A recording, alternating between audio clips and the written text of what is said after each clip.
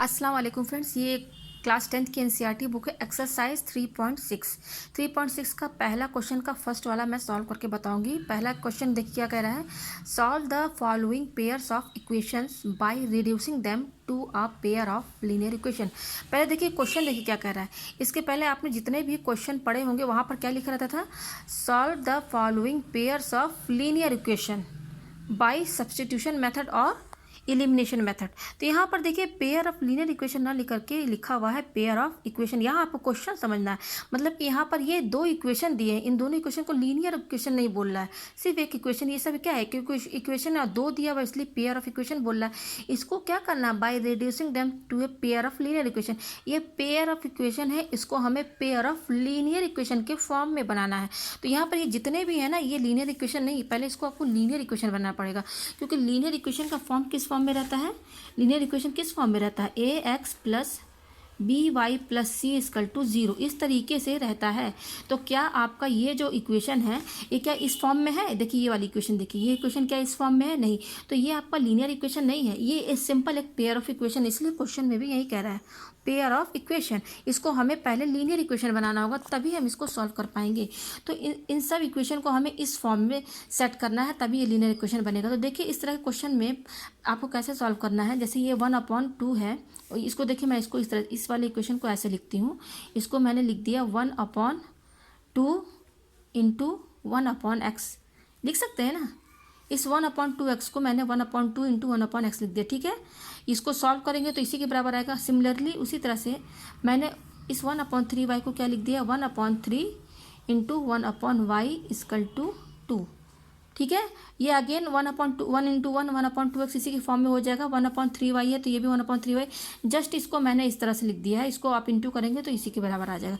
Similarly मैंने इसको भी वैसे ही लिख दिया, 1/3 into 1/x plus 1/2 into 1/y equal to 13/6, ठीक है। ये मैंने लिख दिया, इन दोनों इक्वेशन को मैंने इस तरह से लिख दिया। तो आप यहाँ पे ध्यान दीजिए कि इस वाली इक्वेशन में और इस वाले इक्वेशन में पहला वाला जो टर्म है उसमें क्या आ रहा है, 1/x, दोनों इसमें भी आ रहा है और इसमें 1/y भी आ रहा है, ठीक है।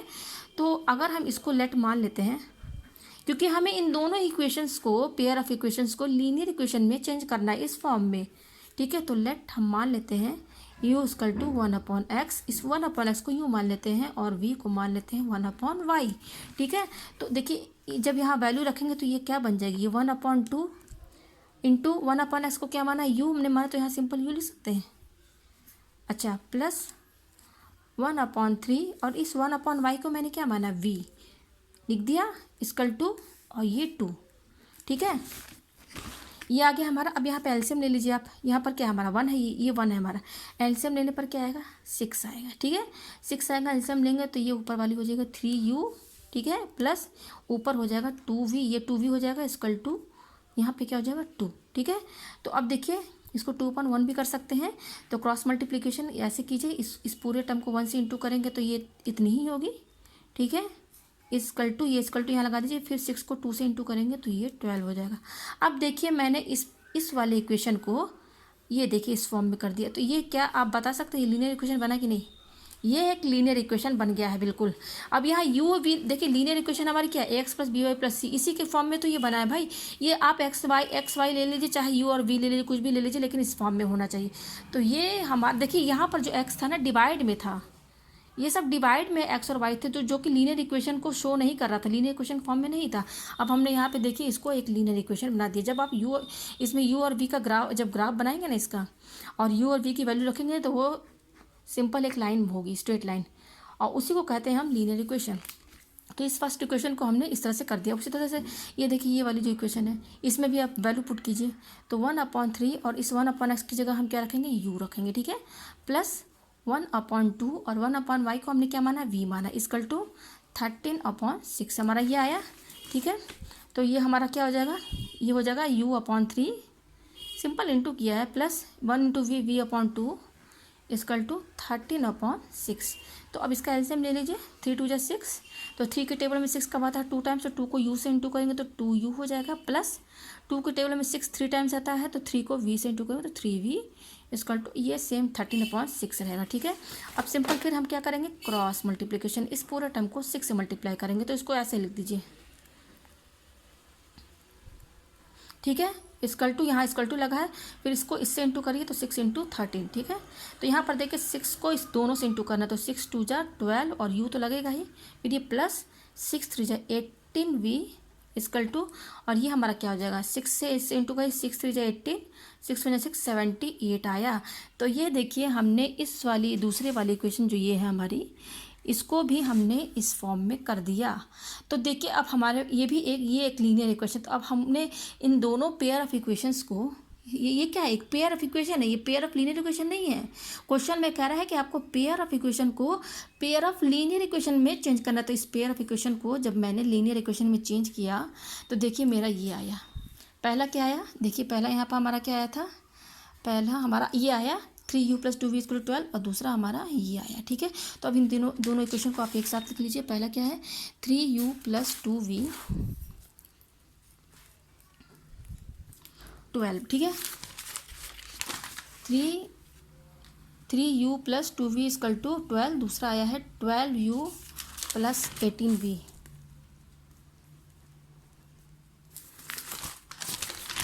12u + 18v = 78, क्या है, 78। अब ये हमारी पेयर ऑफ लीनियर इक्वेशन बन गई है। इसको इक्वेशन फर्स्ट मान लीजिए, इसको इक्वेशन सेकंड मान लीजिए। तो अब ये दो इक्वेशन हमारे पास आ गई। अब हमको दो मेथड मालूम है, एलिमिनेशन मेथड और सब्स्टिट्यूशन मेथड। तो मैं एलिमिनेशन मेथड से इसको सॉल्व करूँगी, क्योंकि इस एक्सरसाइज में ये जो क्वेश्चन है ना, उसमें मेथड का नहीं बताया गया है किस मेथड से यूज़ सॉल्व करना। अब तो मैं एलिमिनेशन मेथड से इसको सॉल्व करूँगी, ठीक है। कोई भी मेथड आप लगा दीजिए, और एलिमिनेशन मेथड की हेल्प से आप इसमें से u और v की वैल्यू निकालेंगे। तो बाय एलिमिनेशन मेथड, देखिए एलिमिनेशन मेथड में क्या करना होता है, देखिए यहाँ पर ये दो इक्वेशन मैंने यहाँ लिख दी। इन दोनों इक्वेशन में आप u वाला टर्म देखिए, ये टर्म u का टर्म है। तो एलिमिनेशन मेथड में क्या करते हैं कि यहाँ पर जो कोफिशिएंट होते हैं ना, कोफिशिएंट मतलब क्या, u के साथ जो नंबर मल्टीप्लाई है, जैसे यहाँ पर u के साथ क्या नंबर मल्टीप्लाई है, 3, तो ये कोफिशिएंट हो गया। इसमें u के साथ क्या नंबर मल्टीप्लाई है, 12, तो ये कोफिशिएंट है। यहाँ पर कोफिशिएंट बराबर करना होता है। जैसे कि ये 12 है ना, तो आप इसको भी 12 बनाइए, तो ये 12 कब बनेगा, अगर हम इस पूरे इक्वेशन को 4 से मल्टीप्लाई कर दें, 4 से, तो 4 से 12, तो इसके कोफिशिएंट के बराबर हो जाएगा ना। तो यहाँ पर हम लिख सकते हैं मल्टीप्लाई बाई इक्वेशन 1/4, ठीक है। तो 4 से मल्टीप्लाई करना है, तो इस पूरे इक्वेशन को लिख लीजिए, 3u + 2v = 12, ये हो गया। तो 4 से इस पूरे को मल्टीप्लाई करेंगे, तो 4 3 जा 12u + 4 2 जा 8v = इसको 4 से 12 को इंटू करेंगे, 4 2 जा 8, 4 1 जा 4।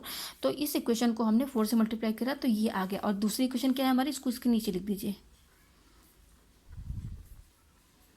तो देखिए अब यहाँ पर कोफिशिएंट सेम हो गया ना, तो अब इजीली हम, अब ये क्या है, ये इक्वेशन हम इसको a मान लेते हैं, इसको b मान लेते हैं।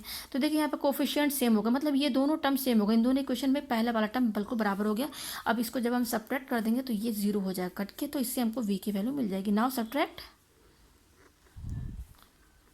इक्वेशन a एंड b, ठीक है। तो इस सब्ट्रैक्ट करेंगे तो आप इस दोनों इक्वेशन को फिर से लिखिए अगेन।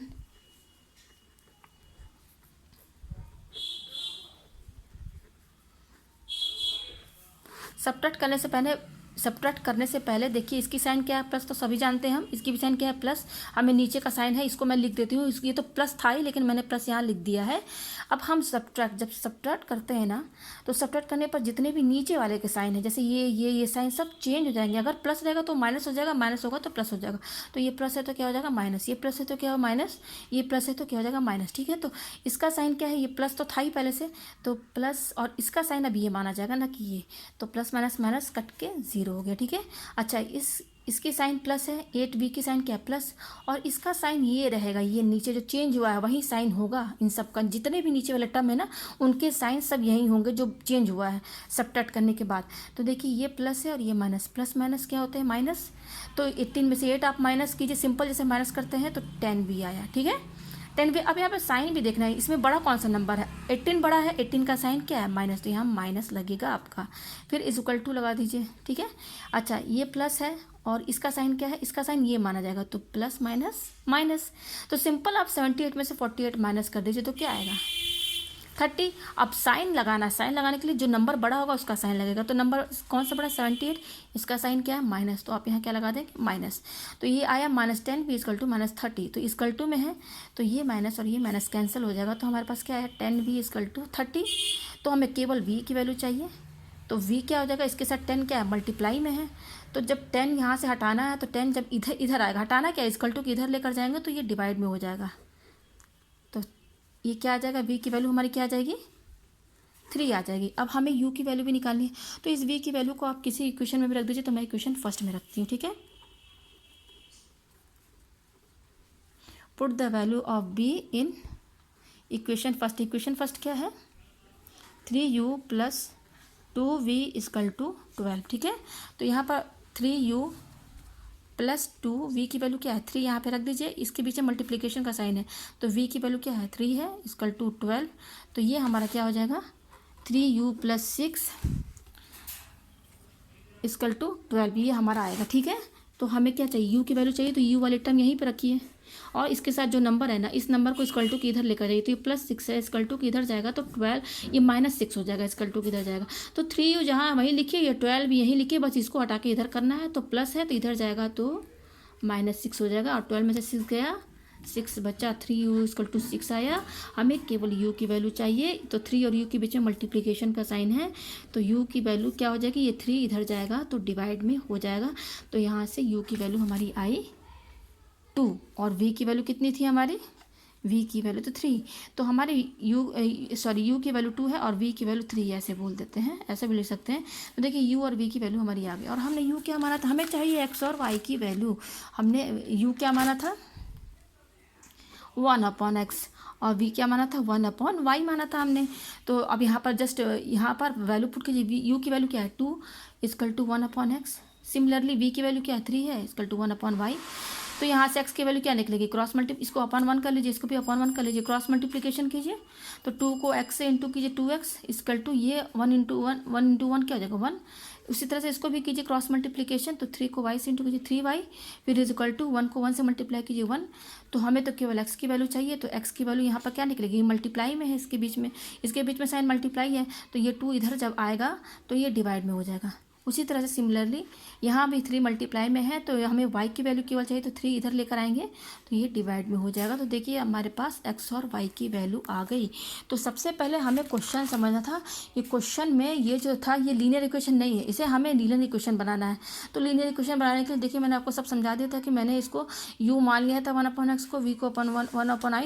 तो देखिए फिर उसके बाद जब मैंने इसको चेंज किया तो देखिए अब ये लीनियर इक्वेशन बन गया। अब यहाँ से आप सॉल्व करेंगे एलिमिनेशन मेथड, कोई भी मेथड लगा दीजिए आप। मैंने एलिमिनेशन मेथड यूज़ किया, उसकी हेल्प से x और y की वैल्यू आ गई है। मुझे उम्मीद है कि आपको ये क्वेश्चन बहुत अच्छे से समझ में आ गया होगा। और जहाँ ना समझ में आया हो मुझे कमेंट करके ज़रूर बताएं कि आपको क्या नहीं समझ में आया है, लेकिन कमेंट करके ज़रूर बताएं। Thank you.